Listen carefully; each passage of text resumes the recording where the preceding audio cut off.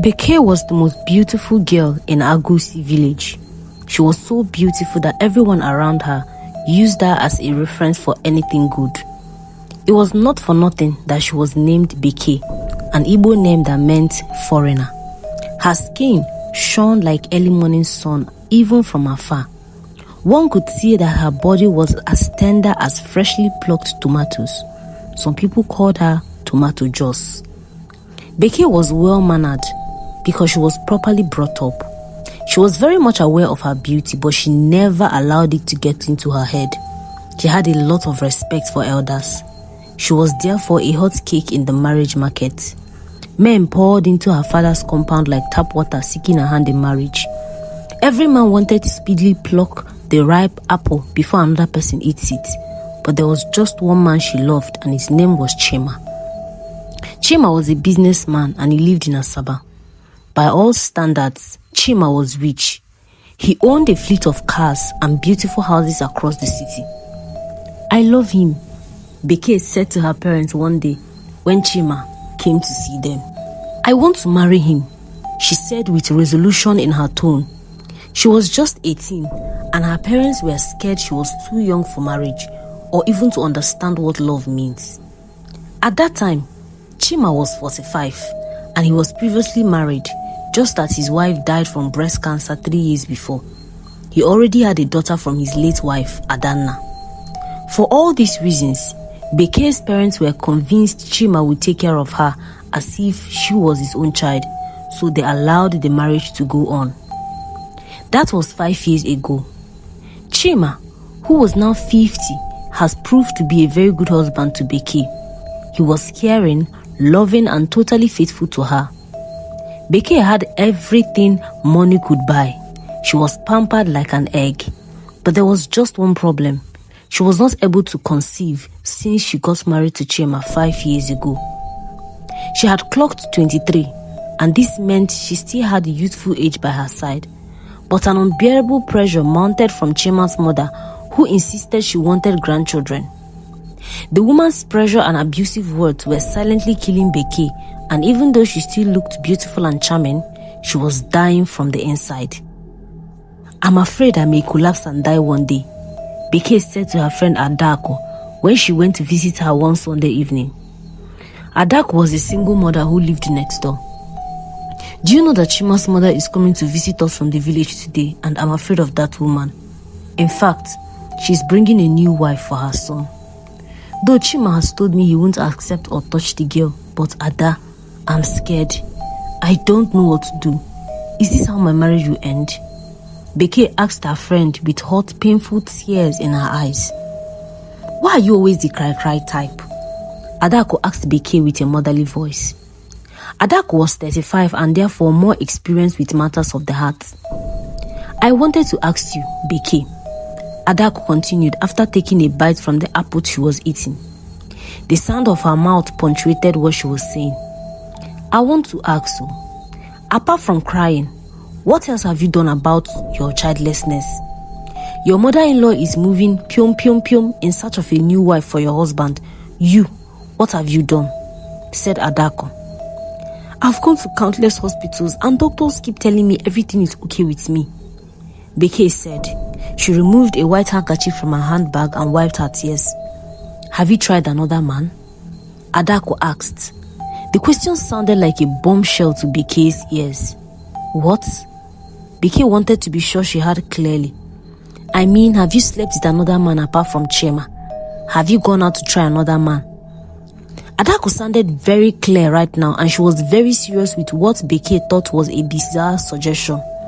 "Tofiakwa!" Becky shouted. "I don't think I'm capable of such treachery." "Then, be ready to lose your husband and marriage then," Adako said, and then she stood up and left the room. She knew she had planted a seed in Becky's heart and it would germinate in due time. That same evening, Chima's mother arrived from the village with a new wife for her son. The young lady named Ngozeka. By all standards, she was very charming and beautiful. She was not the typical village girl.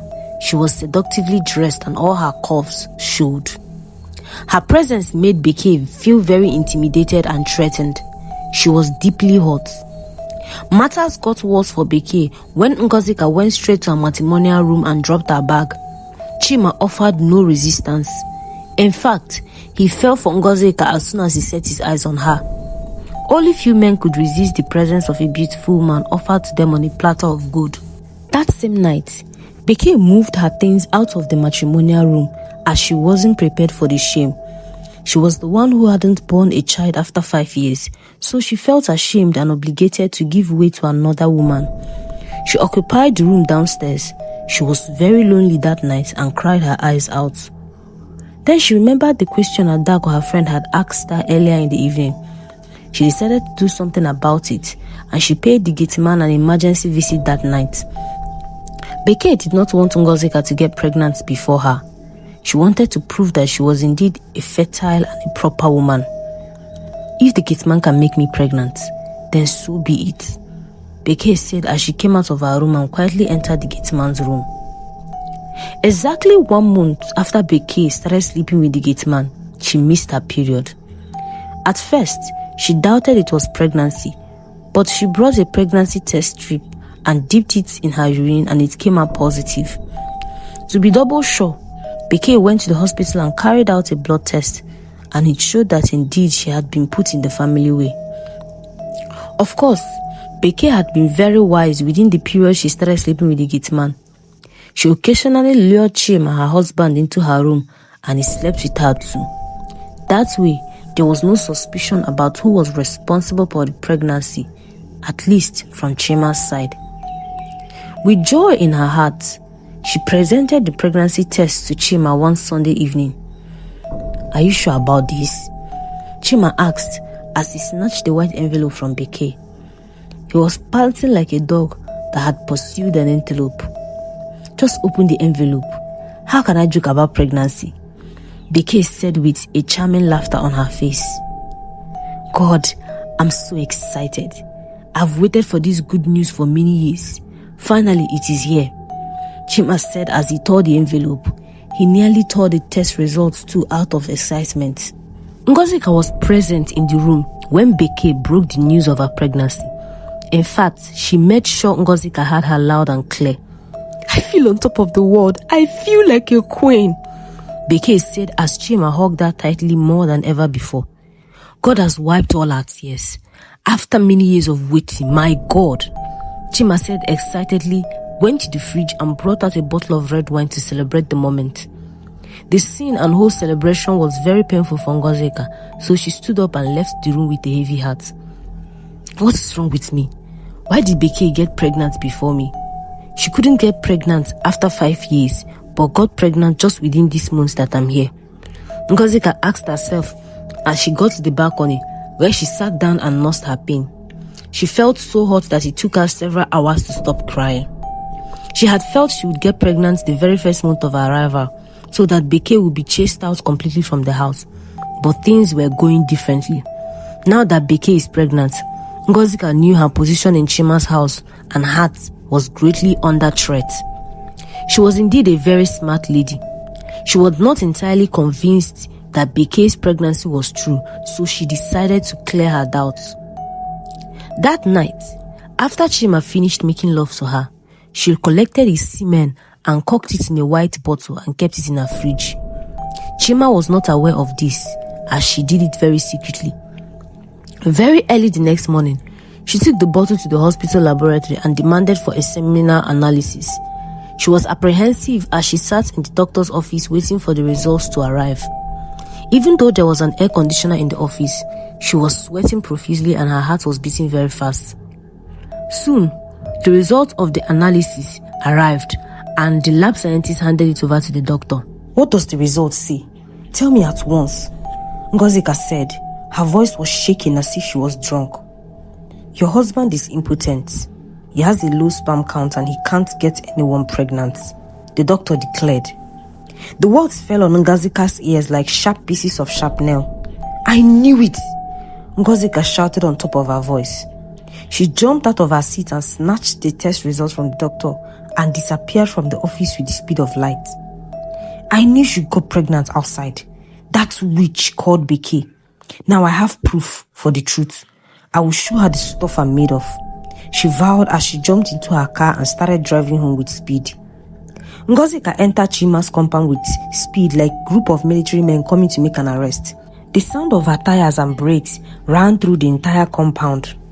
The battle line is drawn, Ngozika said as she jumped down from her car with youthful agility.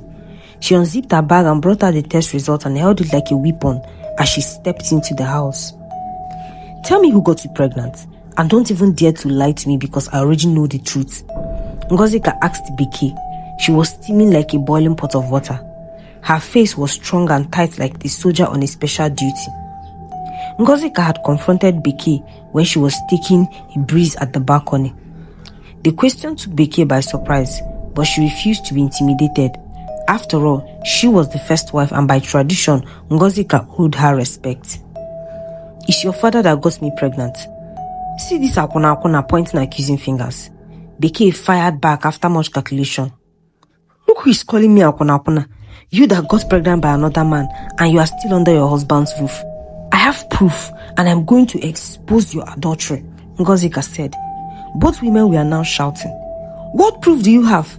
Becky asked when Ngozika boldly gave her the semen test results. Becky unfolded the white paper and read it carefully. So what are you now going to do? Now that you know that your husband is impotent, I suggest you pack your things and return to your father's house. Or what is your next plan?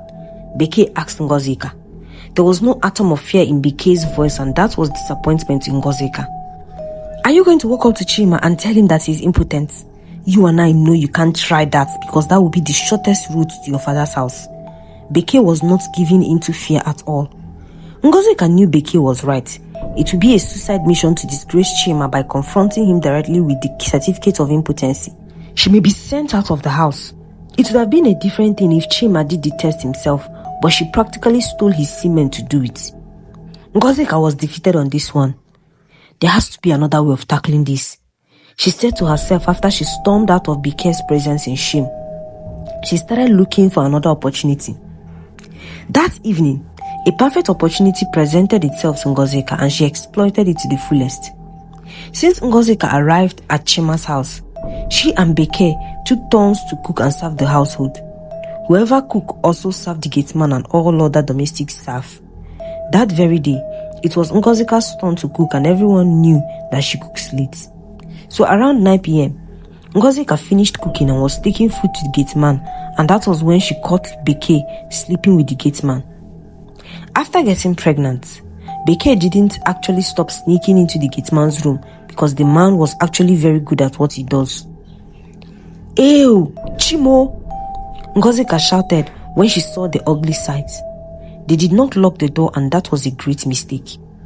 So this is your baby daddy, Becky? She asked with a loud voice. Becky jumped out of the bed and pleaded with her to stop shouting, but Ngozika threatened to expose them. The gateman was terrified because he knew he was as good as dead if the truth comes out. Please don't expose us. I'll do all you ask. In fact, I'll be your house girl. Becky begged with hot tears in her eyes. It was a very difficult situation of having your enemy catch you while stealing something sweet. Ngozika laughed out loud. So I'm no longer akuna, she asked as Becky shook her head shamefully with her dress in her hand. Ngozika thought of what to do with the latest discovery. She quickly reached a conclusion. Becky, go to your room. I promise I won't tell anyone about this. Everything is fine, Ngozika said. Becky knew she was up to something sinister, but she still obeyed. Right now, it was not in her place to question anything. Soon, Ngozika was left alone in the room with the gateman. I also want to get pregnant and it is you who would do it for me, Ngozika told the gateman as soon as they were alone. No ma, I can't do that though. Do you want to kill me? The gateman asked with a terrified voice.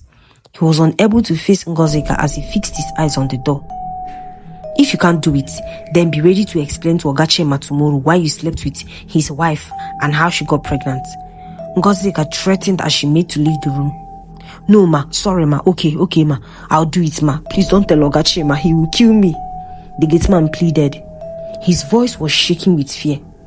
Very good boy, I know you are wise, Ngozika said as she returned again and locked the door properly. She did not come out until an hour later. So what I'm looking for is actually in this compound. But wait though, who is the father of Chima's daughter? Ngozika asked herself as she came out of the gateman's room. 2 months later, Ngozika became pregnant. Chima's daughter from his late wife had just finished her WAEC and GCE examinations, and she was now fully home waiting for the results. Adugo, for that was her name, had grown into a very charming young girl who constantly reminded Chima of his late wife Adanna. She looks like her late mother. Chima would always tell friends whenever they made complimentary remarks about Adugo. Adugo had just turned 18 and she was preparing to travel abroad for her university education. Her visa was ready, but she was just waiting to be admitted into Oxford University, where she applied to study accounting. Meanwhile, Adugo had 6 months to wait and she was using it to rest. From the tender age of 10, Adugo lived in a boarding school and only visited home during holidays, which were usually very short. The only friends she had were in school and everyone had scattered after their graduation. At home, Adugo was always alone and lonely, and her father never allowed her to leave the compound on her own. She was always in her room, pressing her phone. It was not long before Adugo started looking for who to talk to, and the most available person in the compound happened to be the gateman, who never leaves his duty post. Because Becky and Ngozika started giving the gateman huge sums of money, he had become ravishingly handsome. He was too handsome for his own good. He was 38 and he started working for Chima at the age of 20, but never had he had it so good. He was balling. The gateman now walks around the compound with a new iPhone bought for him by Becky, and also owned an expensive techno device gotten for him by Ngozika. The two women were competing on who would have the most of his attention. But there was a new kid in the block because Adugo soon came into the picture. It didn't take long before she started talking to the gateman in a friendly manner. This friendliness soon turned into affection. Soon, it grew into a strong bond such that Adugo would always spend most of her time talking to the gateman. She hardly stayed in her rooms upstairs. It soon became an obsession and she now likes to sit all day with the gateman. I have to confess that I'm in love with you, Adugo, the gateman said one Monday afternoon when everyone had left for work and they were alone in the compound. This was their usual routine anytime no one was at home, and they both enjoyed it. The gateman connected more with the teenage girl than Becky and Ngozika, who he thinks were exploiting him. This one felt different. It was love, he thought. I love you too. I've been waiting to hear those words from you for a long time. I've been crushing on you, but thankfully we are in love now, Adugo said with an innocent smile on her round, beautiful face. She was holding the gateman's hand and they were sitting on a brown bench in front of the gateman's room. But they soon moved into the gateman's room and locked the door tightly. This was not the first time they were locking themselves in the gateman's room, but the bond that day was so strong and overpowering that Adugo suggested that they should record their intimate moments. The gateman agreed, but he wondered where an 18-year-old girl learned all the silly things she was teaching him. They used the gateman's iPhone camera to record their session, but that would prove to be a deadly mistake. That evening, when he was alone, Adugo, who had gone upstairs, sent him a message on WhatsApp. "My love, send that stuff to me," the message read. "Okay, just a minute," the gateman replied. He briefly came out of WhatsApp and located the intimate video in his gallery. Then he searched Chima on WhatsApp and tapped send. He thought he sent it to Adugo Chima, but it was the next morning when Chima was standing on his doorstep with a loaded gun that the gateman realized he actually sent the intimate video to Oga Chima, not Adugo Chima. Everyone in the compound gathered to find out what was causing so much katakata. Chima had fired 2 warning shots in the air to scare the gateman into submission, but it happened that the man refused to be scared. He was adamant and even absent-minded as he stood holding his 2 hands on his door frames. It was early in the morning, so no one had gone out. Chima hardly slept the previous night after seeing the video of his daughter naked in the room with the gateman. It was truly traumatizing for him that he almost ran mad. Becky, Ngozika and Adugo all had the gunshots that interrupted their early morning sleep, so they scurried out of their rooms to take a look. They saw Chima pointing a gun to the gateman's head. It was a moment of horror to see the man they were sleeping with to be at the point of death in the hands of Chima. All three ladies wondered if their dirty secrets with the gateman had been exposed, but they dared not ask questions as someone was holding a gun and anything bad could happen to anyone at that deadly point because guns do not recognize kids or kin. It's safer to observe things first and also to plead. But the ladies were surprised that the gateman was not begging for his life. His face was nonchalant and even showed someone who didn't care whatever happened next. He turned his face away from Chima as if to say, "You're just joking, Oga. You slept with my daughter and sent me the video. Have you gone completely mad? Are you insane?" Chima was shouting at the top of his husky voice, and there was fire and pain mixed in his tone. But the gateman still showed no signs of remorse, and it was as if everything Chima said fell on deaf ears. Becky and Ngozi were shocked to hear that the gateman had also slept with Adugo. They felt so ashamed of themselves after realizing they shared the gateman's bed with their stepdaughter. It was the truest definition of akonakona, the clearest meaning of ashawo. Adugo on her part wept bitterly when she heard what brought about the problem. She regretted everything, so she knelt before Chima to beg him to let the gateman go. She wept bitterly, holding her father's legs like a toddler, but he could not be appeased as he still pointed the gun at the man's head. Meanwhile, he released another gunshot into the air. "Oga Chima, stop wasting the bullets. Stop this stupid gra-gra and be a man for once. You have never been a man, but today be a complete man and shoot me. Stop this your childish initial gra-gra," the gateman said, and he instantly shocked Becky, Ngozika and Adugo with how much audacity and fearlessness he was exhibiting. "You slept with a man's daughter and then sent him the nudes, but you refuse to beg or even show remorse, even at gunpoint. Is there something I don't know? But if a bird is dancing on the road, the thing that is drumming for it is inside the bush," Becky said to herself. "You should be begging for your life," the three ladies said almost at the same time. Chima released a shot yet again into the air. "Everyone be quiet!" Chima shouted. His voice roared like the gunshot he just released, and the ladies recoiled into their shells like snails. "Oga Chima, you cannot order me to be quiet. It's time for me to talk. This whole thing is ending today. The truth will come out today," the gateman said. Everyone noticed how Chima behaved like a toothless bulldog who could only bark but does not bite.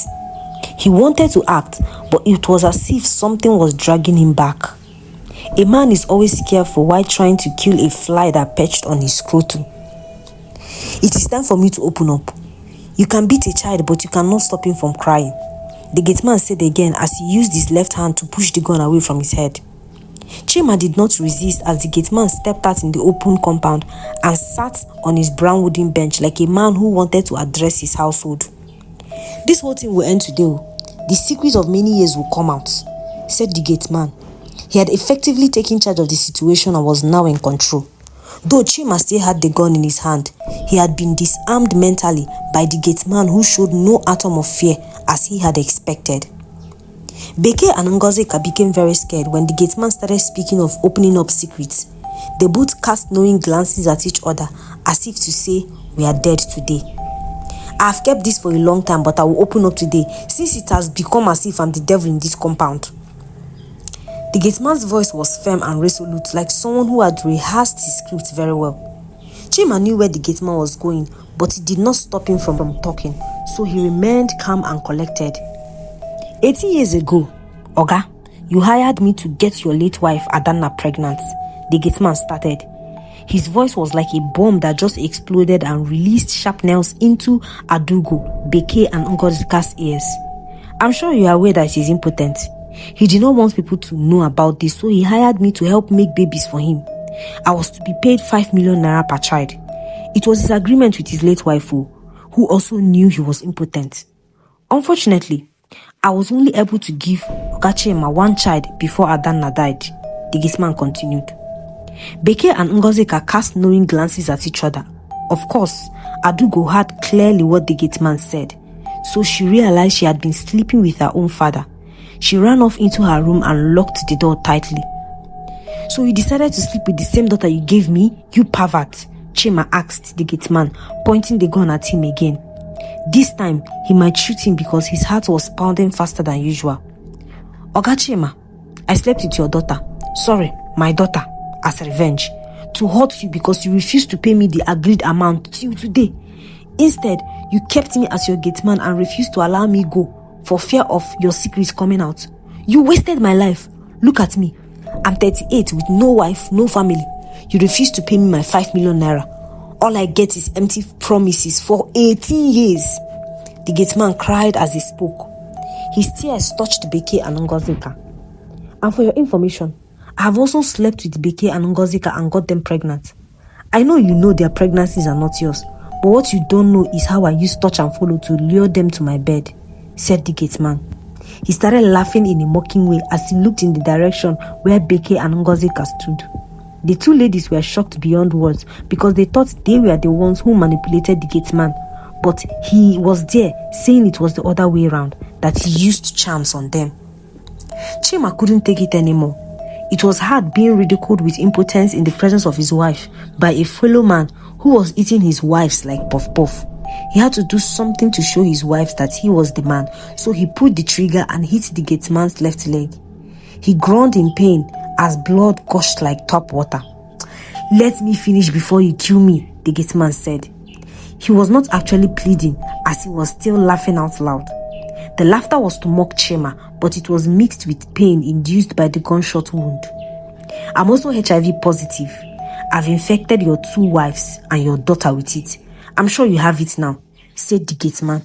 Those were his last words as Chima pulled the trigger again and the bullet pierced his heart and he gave up the ghost.